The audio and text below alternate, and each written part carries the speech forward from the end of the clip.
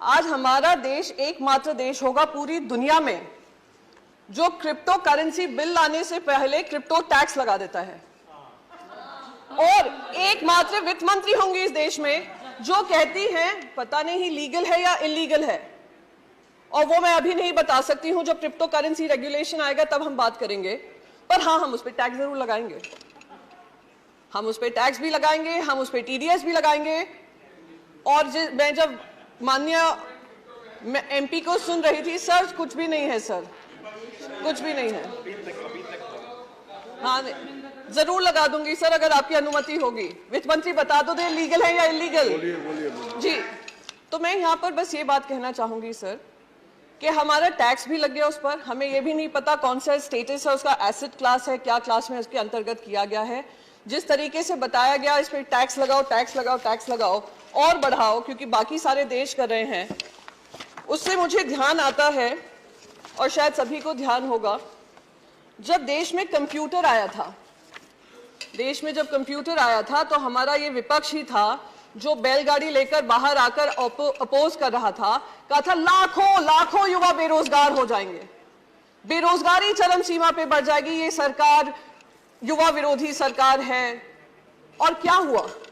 Computer आने के बाद अगर किसी देश को सबसे ज्यादा फायदा हुआ, देश के युवाओं को फायदा हुआ, वो भारत के बच्चों को फायदा हुआ। आज हम लोग बड़े बड़े लीडरशिप रोल्स में हैं, दुनिया भर में लीडरशिप रोल्स में हैं, तो उसका फायदा हमारे युवाओं को हुआ। तो बार बार ये कहना कि ये जो है बहुत ही गंदी चीज हो रही है, बहुत ही गलत चीज हो रही है क्योंकि हमें नहीं समझ में आ रही है, तो ये गंदी ही होगी।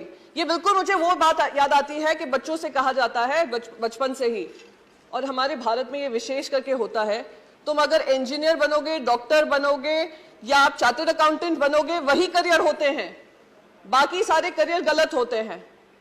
और अगर वो करियर गलत है, कोई और कुछ चूज करना चाह रहे हैं, तो उनको रोक जाने की कोशिश की जाती है। अगर रोकते नहीं है तो कहते हैं हम घर के बाहर निकाल देंगे।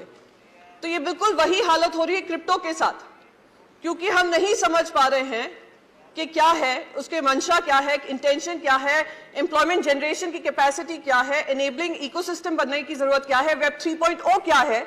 तो इसलिए हम उसको टैक्स भी करेंगे और हम उसका क्रिप्टो रेगुलेशन भी नहीं निकालेंगे। सर, मैं एक चीज यहां पर बहुत इंपॉर्टेंट, दूसरी चीज यहां पे कहूंगी।